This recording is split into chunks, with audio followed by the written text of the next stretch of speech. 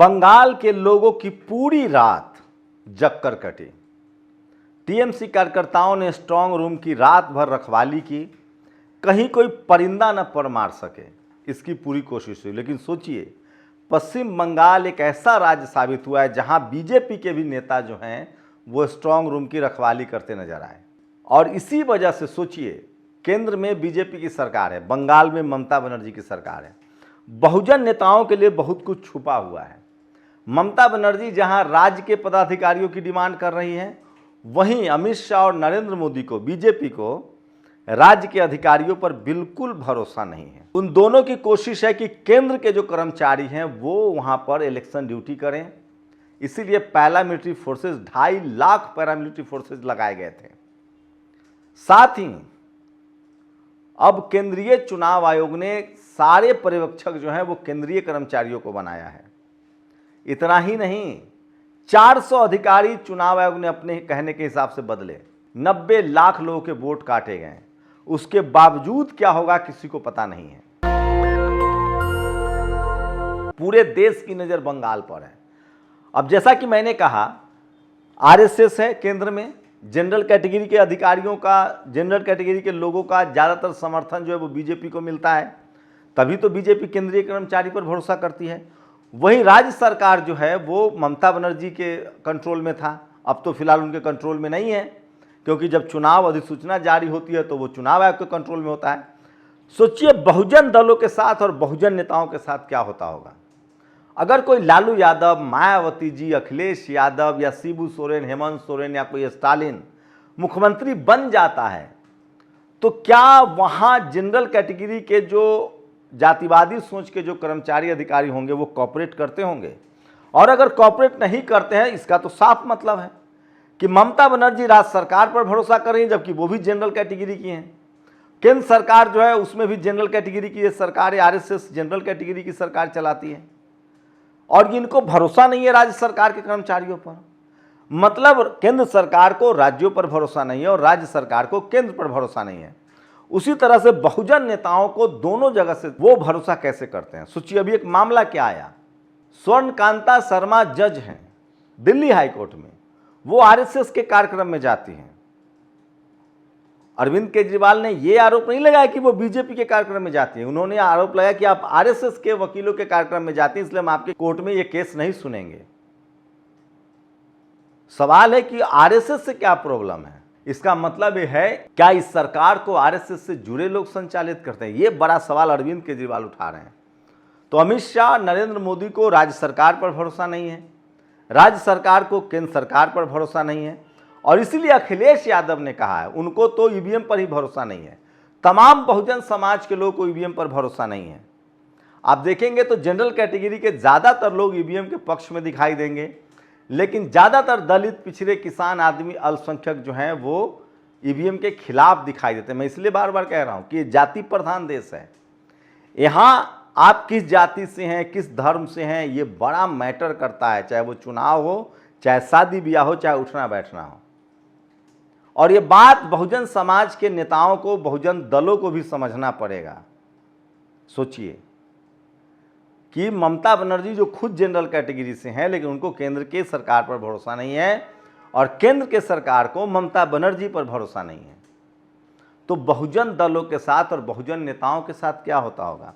इसलिए अखिलेश यादव ने कहा है कि जब बंद मोबाइल में ही अलर्ट आ गया, जब वाइब्रेशन वाले मोबाइल में साउंड बजने लगे, और जब यूपी में जो ये मीटर्स हैं, ये जो स्मार्ट मीटर हैं, उनमें फर्जीवाड़ा हो सकता है, तो ईवीएम में क्यों नहीं।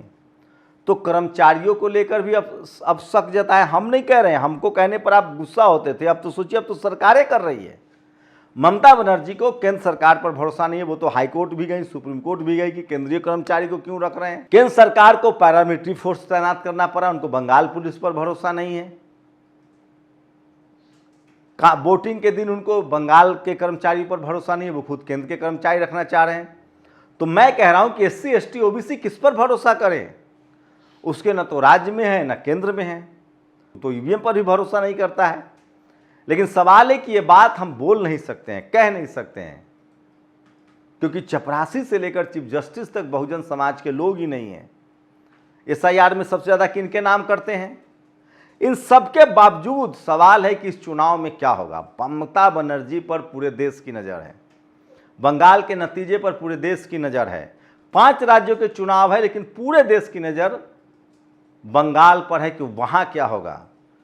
लेकिन बंगाल में लगातार जो बंगाली लोग हैं वो कह रहे हैं कि ममता बनर्जी आ रही हैं, वही देश के टीवी अखबार कह रहे हैं जो बंगाल से नहीं चलते हैं कि वो बीजेपी आ रही है। तो आज दूध का दूध और पानी का पानी हो जाएगा। 8 बजे से वोटों की गिनती शुरू होगी, 12-1 बजे तक सब कुछ साफ हो जाएगा। 294 विधानसभा की सीट हैं जिस पर वोटों की काउंटिंग होनी है।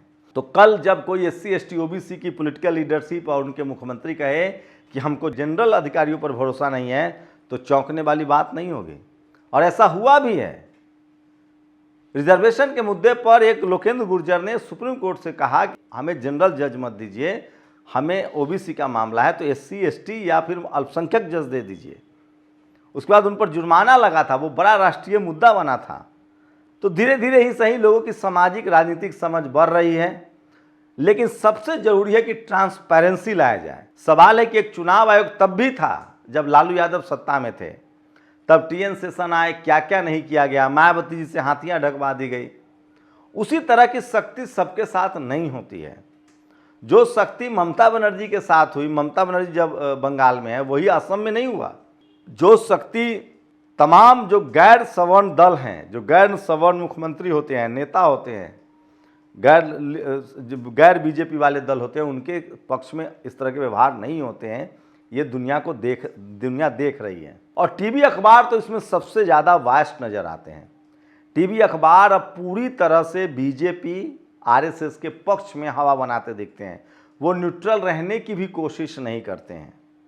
ये बात सच है कि वो न्यूट्रल रहने की भी कोशिश नहीं करते हैं, वो हवा बनाते रहते हैं। तो देखते हैं आगे क्या होता है। आज के नतीजे देश को चौंकाने वाले होंगे, बीजेपी का भविष्य भी तय करेगा। चुनाव आयोग के तमाम कोशिशों के बावजूद सोचिए वहाँ बाइपोल कराना पड़ा, 2.5 लाख पैरामिलिट्री फोर्सेस की तैनाती की गई, फिर भी चुनाव नहीं हो पाया। तो सवाल है कि 1 नेशन 1 इलेक्शन कैसे होगा। और एक विधानसभा जो फाल्टा है उसको तो पूरी तरह से रद्द कर दिया गया है। सुनिए कि अब 21 तारीख को चुनाव होगा, तो 293 सीटों की ही गिनती होगी। वहीं कांग्रेस का दावा है कि असम में भी उसकी सरकार बनेगी। ये बात DK शिव कुमार ने कहा है। वो कोई हल्के नेता नहीं है, वो बीजेपी को कर्नाटक में हरा चुके हैं। वही तमिलनाडु को लेकर कहा जा रहा है कि वहाँ भी मामला फंसा हुआ है और जयललिता की पार्टी के साथ बीजेपी की सरकार बन सकती है। लेकिन अगर स्टालिन आते हैं तो साफ हो जाएगा कि सोशल जस्टिस की लड़ाई और तेज होगी। केरल में भी बीजेपी के लिए कुछ नहीं है, लेकिन क्या पता चमत्कार हो जाए। वहाँ अभी तक कहा जा रहा है कि LDF और UDF मतलब लेफ्ट गठबंधन और कांग्रेस गठबंधन के बीच लड़ाई है। तो देखिए क्या होता है। लेकिन आज पूरे देश की नज़र बंगाल पर है और पूरी रात बंगाल में लोग जगे रहें। पूरी रात लोगों ने जो स्ट्रांग रूम है उसकी रखवाली की। ममता बनर्जी तो खुद स्ट्रांग रूम तक पहुंची थी, आपने 2-3 दिन पहले देखा था। तो आज 8 बजे से सारे नतीजे आ जाएंगे और दूध का दूध और पानी का पानी हो जाएगा। अगर इतना इंतजाम के बावजूद भी बीजेपी नहीं जीतती है तो फिर बीजेपी की मुश्किलें और बढ़ सकती हैं।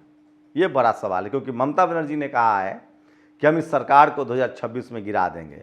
तो अगर बंगाल आज बीजेपी हारती है तो फिर केंद्र की सरकार पर ममता बनर्जी का खतरा मंडराने लगेगा और केंद्र सरकार पर तलवार लटकने लगेंगी। आपकी क्या राय है, सोचिएगा जरूर। शुक्रिया। दस्तक की आपसे गुजारिश है कि अगर इसको बचाना चाहते हैं तो नेशनल दस्तक को सब्सक्राइब करने के लिए रेड कलर के सब्सक्राइब बटन को दबाएं, फिर बेल आइकन की घंटी दबाएं। नेशनल दस्तक को बचाने के लिए बहुत जरूरी है कि हर खबर को शेयर करें, लाइक करें, कमेंट जरूर करें।